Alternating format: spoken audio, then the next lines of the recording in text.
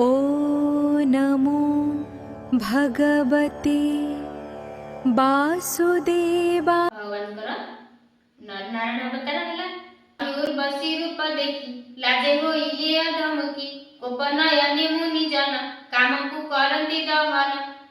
ଉଦ୍ଦାନ ପାଦ ରାଜା କୋଳେ ଧ୍ରୁବ ବାଳକ ସ୍ନେହ ବଳେ, ବସିବ ବୋଲି ବିଚାରିଲା ମାତା ସପତ୍ନୀ ଗାଳି ଦେଲା। ସେ ନିଜେ ଜନନୀ ବଚନେ ଅରଣ୍ୟ ଗଲା ଦୁଃଖ ମନେ, ଅତି କଠୋର ତପ କାଲେ ତାହାକୁ ଧ୍ରୁବ ପଦ ଦେଲା। ମୁନି ଯେ ତାର ତଳେ ଥାଇ ଧ୍ରୁବ ତପସ୍ୟା ଫଳ ଚାହିଁ, ସ୍ତୁତି କରନ୍ତି ତାର ତପେ ଜନନୀ ଦେଖେ ତା ସମୀପେ, ବେଣୁ ଯେ ସତ୍ୟ ଯୁଗେ ରାଜା। ତାପରେ ବ୍ରହ୍ମା ଦେବର୍ଷି ନାରଦକୁ କହୁଛନ୍ତି ଯେ ଧ୍ରୁବ କଥା। ଧ୍ରୁବ କିଏ ନା ଏଇ ଯୋଉ ମନୁ ଆଉ ଶତରୂପାଙ୍କର ତିନୋଟି ଝିଅ, ଆକୁତି, ଦେବହୂତି ଆଉ ପ୍ରସୂତି, ତିନି ଝିଅ ହେଲେ। ତାପରେ ଦି ପୁଅ, ଉତ୍ତାନପାଦ ଆଉ ପ୍ରିୟବତ। ପ୍ରିୟବତ ମାନେ ଯିଏ ବ୍ରତରେ ପ୍ରିୟ, ଆଉ ଉତ୍ତାନପାଦ ମାନେ ଉତ୍ଥାନ ଆଉ ପତନ। ଯାହାର ଯିଏ ଭଗବାନଙ୍କୁ ଦୂରେଇ ରହେ ସିଏ ହେଉଛି ଉତ୍ତାନପାଦ। ଆମେ ସମସ୍ତେ ଉତ୍ତାନପାଦ। କେମିତି ନା ପାଦ ଉପରକୁ ଆମର ଆଉ ମୁଣ୍ଡ ତଳକୁ, ମା କୋଳରେ, ମା ଗର୍ଭରେ ଯେତେବେଳେ ଆମେ ଥାଏ ତ ପାଦ ଉପରକୁ ଥାଏ ଆଉ ତଳକୁ ଆମର ମୁଣ୍ଡ ଥାଏ। ସେଥିପାଇଁ ଆମେ ମାନେ ଉତ୍ତାନପାଦ। ଆମଠୁ ଦୂରେଇ ଯିଏ ରହେ ତାଙ୍କୁ ଉତ୍ତାନପାଦ କୁହାଯାଏ। ଆଉ ପ୍ରିୟବତ, ଭଗବାନଙ୍କର ଯିଏ ପ୍ରିୟ ତାଙ୍କୁ ପ୍ରିୟବତ କୁହାଯାଏ। ଦୁଇଟି ପୁତ୍ର ପ୍ରିୟବତ ଆଉ ଉତ୍ତାନପାଦ। ହେଲେ ଏହି ଉତ୍ତାନପାଦ ପୁତ୍ରର ଦୁଇଟି ସ୍ତ୍ରୀ ଥିଲେ। ଜଣଙ୍କ ନାମ ହେଲା ସୁନୀତି ଆଉ ଜଣଙ୍କ ନାମ ହେଲା ସୁରୁଚି। ସୁରୁଚି ମାନେ ନିଜ ରୁଚି, ଅର୍ଥାତ ଯିଏ ଶାସ୍ତ୍ରକୁ ମାନେ ନାହିଁ ତାକୁ ସୁରୁଚି, ମନ ଇଚ୍ଛା ଯିଏ କର୍ମ କରେ ତାକୁ ସୁରୁଚି କୁହାଯାଏ। ତାଙ୍କଠୁ ଯେଉଁ ପୁତ୍ର ଜନ୍ମେ ତାକୁ ଉତ୍ତମ କୁହାଯାଏ। ଉତ୍ତମ ଅର୍ଥାତ ଭଗବାନଠୁ ଯିଏ ଦୂରେଇ ରହେ ତାକୁ ଉତ୍ତମ କୁହାଯାଏ। ଅନ୍ଧକାର ମାନେ ଉ ମାନେ ଈଶ୍ୱର ଆଉ ତମ ମାନେ ଅନ୍ଧାର। ଆଉ ସୁନୀତି ଗୋଟେ ସ୍ତ୍ରୀ ଥିଲେ। ସୁନୀତି ଅର୍ଥାତ ଯିଏ ଶାସ୍ତ୍ର ନୀତିରେ ଚଳେ ତାକୁ ସୁନୀତି କୁହାଯାଏ। ଆମର ସମସ୍ତଙ୍କର ଦୁଇ ପ୍ରକାର ରୁଚି ଥାଏ, ଗୋଟେ ସୁରୁଚି ଆଉ ଗୋଟେ ହେଲା ସୁନୀତି। ଯିଏ ନିଜ ରୁଚିରେ ଚଳେ ତାକୁ ସୁରୁଚି କୁହାଯାଏ। ମନକୁ ଯିଏ ଭଗବାନଙ୍କୁ ଲଗେଇଥାଏ ତାକୁ ସୁନୀତି କୁହାଯାଏ। ଏ ଯୋଉ ଉତ୍ତାନପାଦ ଦୁଇଟି ସ୍ତ୍ରୀ ଥିଲେ, ସୁନୀତି ଆଉ ସୁରୁଚି। ସୁନୀତିଙ୍କ ଗର୍ଭରୁ ଧ୍ରୁବ ଜନ୍ମ, ସୁରୁଚିଙ୍କ ଗର୍ଭରୁ ଉତ୍ତମ ଜନ୍ମ ହୋଇଥିଲେ। ତାଙ୍କ କଥା ବ୍ରହ୍ମା ନାରଦକୁ କହୁଛନ୍ତି।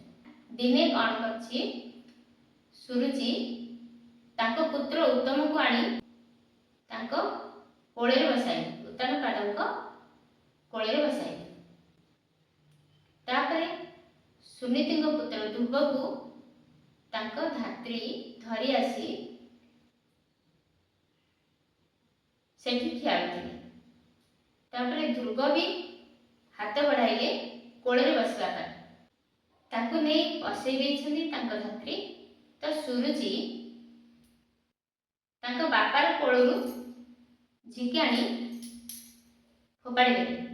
କହିଲେ ଯା ତପ କରିବୁ, ଆଉ ତପ କଲେ ଭଗବାନଙ୍କୁ ମାଗିବୁ, ମୋ ଗର୍ଭରେ ଜନ୍ମ ନେବୁ, ଯାଇ ଏ ସିଂହାସନରେ ବସିବୁ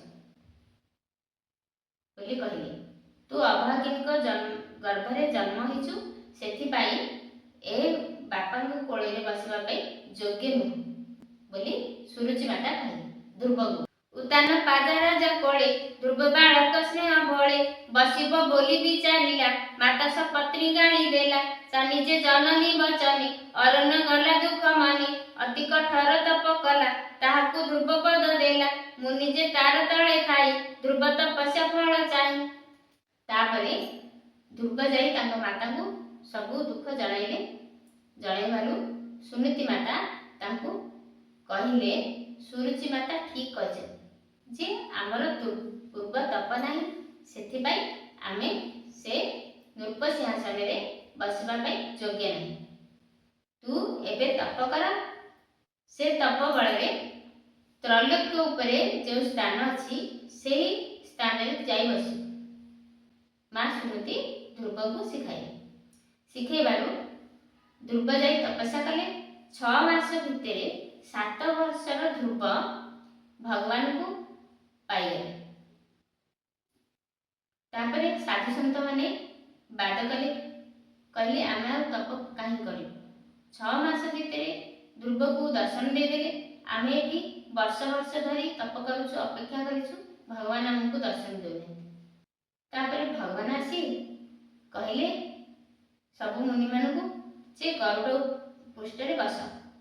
ସମସ୍ତଙ୍କୁ ନେଲେ, ଦେଖେଇଲେ ଗୋଟେ ବିରାଟ ପାହାଡ଼, ଅସ୍ଥିର ପାହାଡ଼ ଅଛି ଆଉ ଚମକୁଛି। ଦେଖେଇଲେ ମୁନିମାନେ, ଦେଖ ଏ ଅସ୍ଥିର ପାହାଡ଼। ମୁନିମାନେ କହିଲେ ଏ ଅସ୍ଥି କ'ଣ? ଏ ଅସ୍ଥି ହେଉଛି ଧ୍ରୁବର ବହୁ ଜନ୍ମର ଅସ୍ଥି।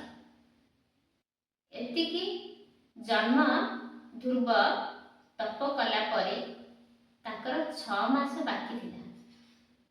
ତାପରେ ତାଙ୍କେ ଦେହ ତ୍ୟାଗ କରିଥିଲେ। ଏହି ଜନ୍ମରେ 6 ମାସ ତପ କରିବାରୁ ମୋତେ ପାଇଛି। ସେଥିପାଇଁ ଭଗବାନଙ୍କୁ ପାଇବାଟା ଏତେ ସହଜ ନୁହେଁ। ଅନେକ ଜନ୍ମ ତପ ଫଳେ ମନୁଷ୍ୟ ଜନ୍ମ ମହିତଳ। ତାପରେ ଯାଇ ତପ କଲା ପରେ ଭଗବାନଙ୍କର ଭାଗବତ ଶୁଣିବାକୁ ମିଳେ। ଧ୍ରୁବ ତପସ୍ୟା ଫଳ ଚାହିଁ ସ୍ତୁତି କରନ୍ତି ତାର ତପେ, ଜନନୀ ଦେଖ ତା ସମୀପେ,